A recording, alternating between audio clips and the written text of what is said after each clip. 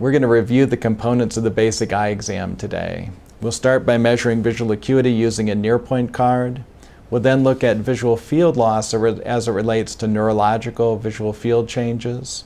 We'll look at the movements of the extraocular muscles to make sure the two eyes are working well together and that there's no paresis or paralysis of an extraocular muscle.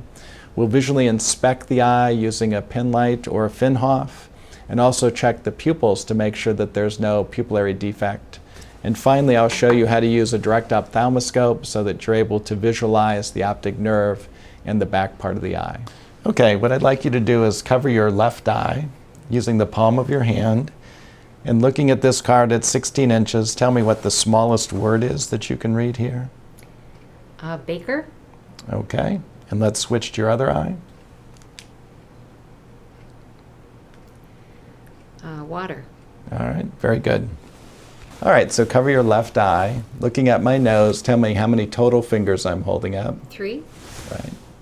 2. Good. And switch eyes. Looking here. 4. Good. 2. Great. All right, now what I want you to do is just to watch my light. We're just making sure the eyes move symmetrically through the physiological H. And that isolates all 6 of the extraocular muscles. So now we're going to look, just visually inspect the eyes. So we're looking at each eye. I'm going to have you look up.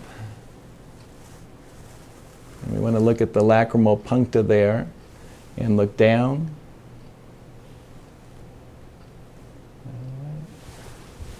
And down again. And up. Good. Now what we're going to do is look at the pupils. So I'm going to have you just look straight ahead. And we're looking to see the pupil constrict to the light. We're also looking at the fellow eye to make sure that it constricts as well. And then we're going to swing the light back and forth and make sure that each pupil constricts and doesn't dilate when we switch from one eye to the next. So we're going to start with distance ophthalmoscopy. I'm just going to visually look at the front part of each eye and make sure I get a nice orange-red reflex with both eyes. I'm going to then dial in +10 into my scope and have the patient look slightly up into the opposite corner, so just a little bit up and right. And I'm going to turn the light down a little bit so it's not too bright to dazzle her, and I'm going to come in close, maybe even putting my finger on her cheek just to make sure that I'm close enough to be able to see. And then dial down with the ophthalmoscope until the fundus comes into clear focus. I'm going to find the optic nerve.